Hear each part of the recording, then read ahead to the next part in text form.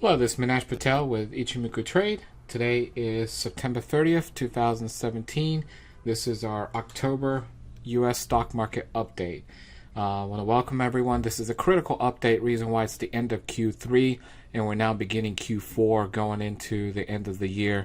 So it's very interesting to see exactly where the markets are at right now, what the support resistances that we face today, and where it's going tomorrow in the future. Before we begin, normal disclaimer to state this is for education use only. We're not soliciting you to buy or sell any particular instrument. If you do so, you're doing that at your own risk.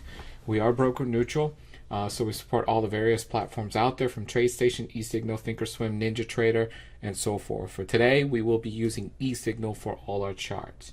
Here is our contact information, so if you have any questions, you could email us at info@eiicapital.com.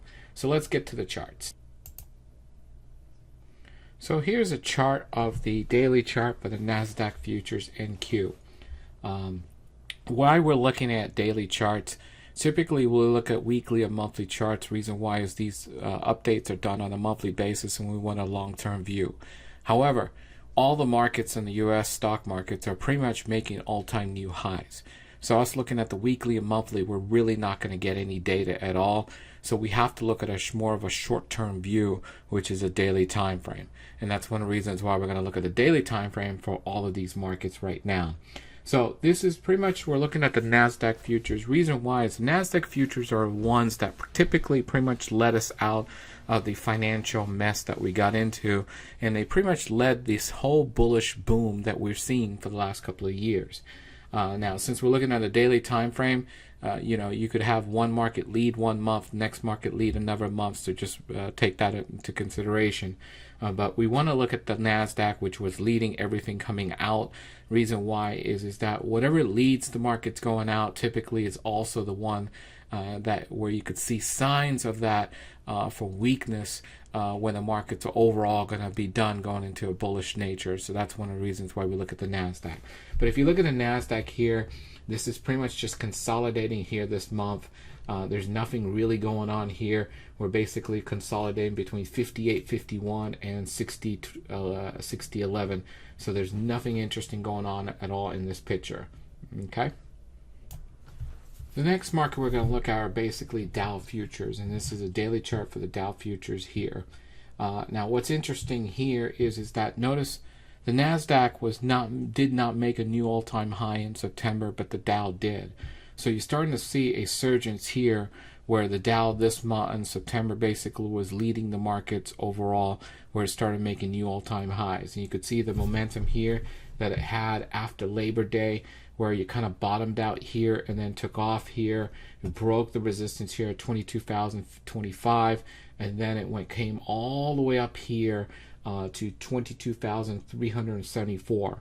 Now, we have to use Fibonacci extensions in order to find out where the resistances are, since there's no price pure action. So if you look at this was a 50% extension here from this high here, and that basically takes you to 22,374. We held that level, we bounced off there, we came down to a minor support at 22,254. And then we held that there.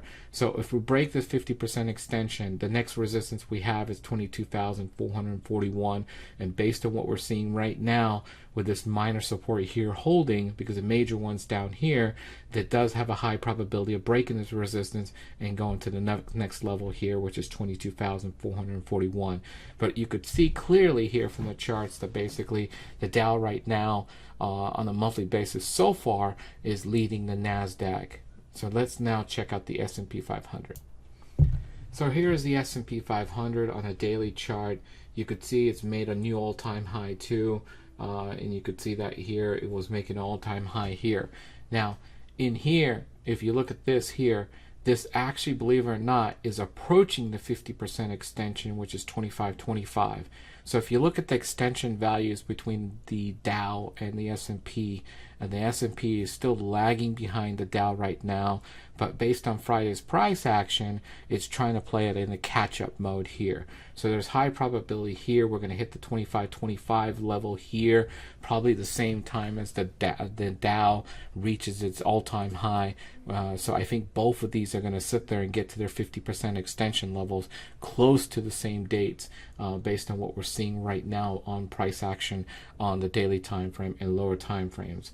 The minor support here is 24.95, major support is 24.74, and as I mentioned, the next resistance is 25.25. So this is lagging behind the Dow, but it's ahead of the Nasdaq, but it's playing in the catch-up mode here. So you may see at the end of this month both the Nasdaq and the S&P kind of equalize as far as which one's leading on a daily basis. Now we're moving on to the Russell Futures. Now this is the interesting one here, and the reason why is the Russell Futures was lagging behind both the Nasdaq, the Dow, and the S&P 500 futures. So this is kind of critical to see what's going on here.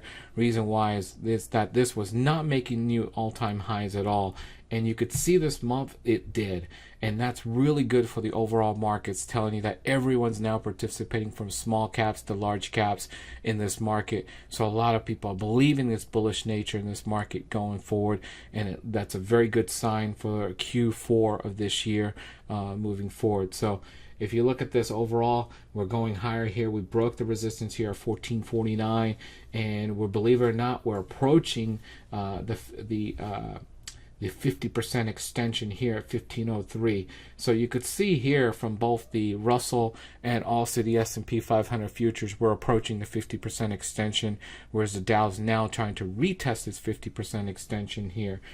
So you kind of see it moving forward here, but this is a very good sign for overall for the markets going into Q4. And probably what will happen with the overall markets is that we will probably hit in October sometime the 50% extensions for all the markets there, and then we'll probably pull back towards maybe the middle or the end of October going into November. And then I think for the Christmas rally, I think we're going to sit there and start going up drastically sometime in mid-November to the end of the year. And I think at that point we'll sit there and blast all these 50% extensions and at least get the 61.8% extension going into the end of the year.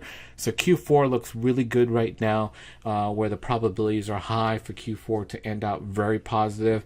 If it doesn't, it'll probably enter a consolidation pattern to the end of the year. That's it for our updates for this month. Hope you guys enjoy it. If you have any questions, feel free to email us at info@eiicapital.com. Thanks. Bye.